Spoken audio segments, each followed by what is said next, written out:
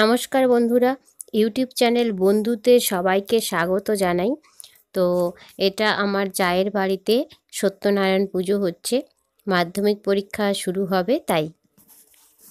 বলিয়া করিবে প্রণিপাত, প্রসাদ লইবে যত্নে, এই তো বিধান। এত কহি নারায়ণ হন অন্তর্ধান, শুনি ভাবে গদগদ বিপ্রপুলকিত, ভ্রমিতে ভ্রমিতে গৃহে হন উপনীত। ব্রাহ্মণী শুনিয়া হন হর্ষে নিমগ্ন, শ্রীনি আজি কহিলেন যত আয়োজন, যথাবিধি অর্চিলেন নারায়ণ পদ, রাতারাতি হয়ে গৃহে অতুল সম্পদ। ইহা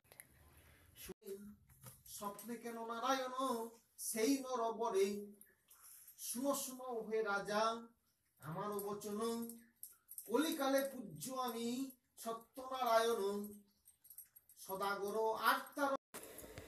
তো পুজো শেষে দুপুরবেলা প্রসাদ দিয়ে গেছে, তো ফল মূল চিনি লুচি সুজি 5 রকম ভাজা। তো এই ঠাকুরের প্রসাদটা খাওয়ার মধ্যে একটা আলাদাই তৃপ্তি।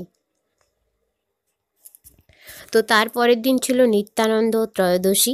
তো নিত্যানন্দ মহাপ্রভুর আবির্ভাব তিথি। তো এখানেই আমাদের বাড়ির পাশে নিমন্ত্রণ ছিল, তো আমার মা এসেছে। তো মা, শাশুড়ি মা আর আমি সবাই মিলে চলে যাচ্ছি এখন ঠাকুরের প্রসাদ খেতে। তো প্রচুর ভিড়, এখানে খাওয়া দাওয়া হবে। তো সম্পূর্ণ নিরামিষ ঠাকুরের ভোগ। তো আজকের দিনে মহাপ্রসাদ পাওয়াটা ভাগ্যের ব্যাপার, কারণ গোবিন্দের ভোগ সবার কপালে জুটে না। তো আজকে এসেছে এই দেখো ঠাকুর মন্দিরে, এখানে সবাই গান চলছে, কীর্তন চলছে, প্রচুর শব্দ, তাই শব্দটা আমি মিউট করেছি। এইখানে দেখো রাধা কৃষ্ণ নিত্যানন্দ মহাপ্রভুর ভোগের আয়োজন চলছে। তো রান্নাবান্না হয়েছে, প্রচুর মানুষের সমাগম। তো 1:30 2 বাজতে যায়, প্রত্যেকেরই এখন খিদে পেয়ে গেছে। তো এখন যাই প্রসাদ দেয় তাই যেন অমৃতের মতো লাগে। প্রথমে সবাইকে পাতা দেওয়া হলো, আর দেখতেই পাচ্ছ লম্বা লাইন, সবাই লাইনে বসে গেছে এখন মহাপ্রসাদ খাওয়ার জন্য। তো প্রথমে দিয়েছে জিরা রাইস, তারপরে ময়দা দিয়ে একটা রেসিপি, তারপরে শাক চচ্চড়ি, ডাল, বিচাকলা, তারপরে অবশেষে ছিল পায়েস, চিপস আর জিলিপি দিয়েছে। তো এখানে ঠাকুরের ভোগ খেয়ে আবার আমরা বাড়ি চলে যাচ্ছি। তো এখন ভিডিওটা খুবই ছোট্ট, তো বড় ভিডিও, ধামাকাদার ভিডিও আসবে খুব তাড়াতাড়ি, তো সঙ্গে থেকো। এখন চলছে মাধ্যমিক পরীক্ষা। তো মাধ্যমিক পরীক্ষার্থীদের জন্য অনেক শুভেচ্ছা জানাই। আর মাধ্যমিক পরীক্ষা জীবনের প্রথম বড় পরীক্ষা। তো এই পরীক্ষাটাই আমার জীবনের সবচেয়ে বড় পরীক্ষা, যেটাতে আমি সবচেয়ে বেশি ভয় পেয়েছিলাম, নার্ভাস ফিল করেছিলাম। তবে কখনোই রাত জেগে পড়ার দরকার নেই, কারণ শরীরে ঘুমটা খুব প্রয়োজন। তো রাত্রে 8 ঘন্টা ঘুমাও, সকালে 2 ঘন্টা পড়ো, সময় থাকতে থাকতেই স্নান সেরে খাওয়া দাওয়া করে সেন্টারে 1/2 ঘন্টা 1 ঘন্টা আগেই পৌঁছাও ধীরে সুস্থে। তাড়াহুড়ো করে, টেনশন করে, দেরি করে পৌঁছানোর কোনো দরকার নেই। তো ভালোভাবে পরীক্ষা দাও, সমস্ত কিছু ভালোই হবে। অতিরিক্ত প্রেশার নেওয়ার কোনো দরকার নেই। তো এটাই বলবো সবাইকে।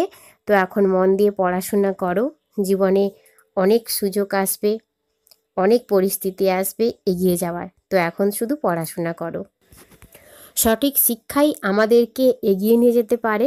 তো জীবনের সমস্ত পদক্ষেপে শুধুমাত্র চাকরি পাওয়াটাই আমাদের জীবনের লক্ষ্য নয়। শিক্ষা, দীক্ষা, বিবেক, ভক্তি, তো মানুষের প্রতি মানুষের সাহায্য, তো সমস্ত কিছুর ক্ষেত্রেই আমাদের শিক্ষাটা জরুরি। তো এই জন্য ভালোভাবে মন দিয়ে পড়াশোনা করো আর পরীক্ষা দাও। তো এটুকুই বলা। আর ছুটি আছে, তো ছুটি থাকলে ছুটিতে বেশি আনন্দ করে বা খুব টেনশনে থাকার কোনো দরকার নেই। ছুটিতেও সকালে, বিকালে, রাত্রে 3 বেলা পড়াশুনো করো। আর রাত্রে 8 ঘন্টা ঘুমাও, দুপুরে 1 ঘন্টা কি 2 ঘন্টা ঘুমাও। ঘুমটা খুব দরকার, শরীরে বিশ্রাম পেলে তবেই তোমার ব্রেন কার্যক্ষমতা করার শক্তি পাবে। তো এই জন্য সবাইকে বলবো, এই সময় রাত জেগে পড়াশুনো করে শরীর অসুস্থ করার কোনো প্রয়োজন নেই। তো পড়াশুনো করো, সারা বছর যা পড়েছো সেটাই ভালো হবে। আজ এটুকুই, সবাই ভালো থেকো, সুস্থ থেকো, আর অসংখ্য ধন্যবাদ।